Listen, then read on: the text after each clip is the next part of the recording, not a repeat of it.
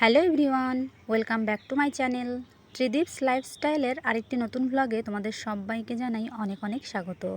ত্রিদীপের বয়স এখন 23 মাস, প্রায় 2 বছর হতে চলল। প্রতিদিন দুপুরবেলা ওকে আমি কী কী খাবার খেতে দিই, মূলত 3 ধরনের লাঞ্চ রেসিপি আজকে তোমাদের সঙ্গে শেয়ার করতে চলেছি। তাহলে কথা না বাড়িয়ে চলো ভিডিওটা শুরু করা যাক।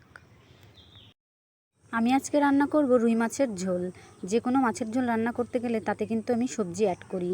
এখানে নিয়েছি লাউ, টমেটো, সজনে ডাঁটা আর আলু। এবারে কড়াইতে কিছুটা পরিমাণে তেল গরম হতে দিয়েছি, আর এদিকে 1 পিস রুই মাছকে ভালো করে নুন হলুদ মেখে নিয়েছি। তারপর গরম তেলের মধ্যে মাছটাকে উল্টে পাল্টে ভেজে নিচ্ছি। মাছ ভাজা হয়ে গেলে ওই একই তেলে আমি সামান্য পরিমাণে জিরে দিয়ে দিচ্ছি, আর দিচ্ছি একটু সামান্য পরিমাণে আদা থেতো। এবার এ দুটোকে একটু ভালো করে ভেজে নিয়ে তার মধ্যে আমি সবজিগুলোকে অ্যাড করে দিচ্ছি।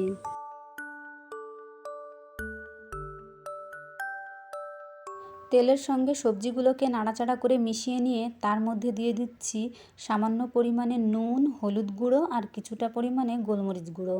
এগুলোকেও ভালোভাবে মিশিয়ে নিয়ে একটু ভাজা ভাজা হয়ে গেলে তারপর আমি তাতে কিছুটা পরিমাণে জল অ্যাড করে দিচ্ছি। এবারে এই জলটাকে আমি 10 থেকে 15 মিনিট ধরে ফোটাবো ঢাকা দিয়ে।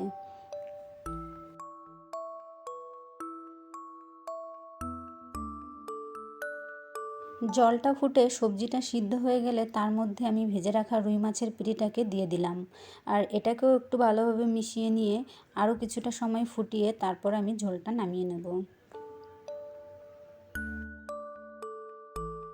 ত্রিদীপের জন্য মাছের ঝোল তো একদম রেডি। দেখতে কি ইয়াম্মি লাগছে না? কিন্তু দুঃখের বিষয়, ওর হাতে বাটিটা লেগে ঝোলটা পড়ে গেছে। এখন শুধু বেঁচে আছে মাছ আর সবজি। তাই মাছ আর সবজি দিয়েই ওকে ভাতটা মেখে খাইয়ে দেবো। কিন্তু প্রতিবারই খাওয়ার আগে ওকে আমি খাবারটা ধরে দেখতে দিই।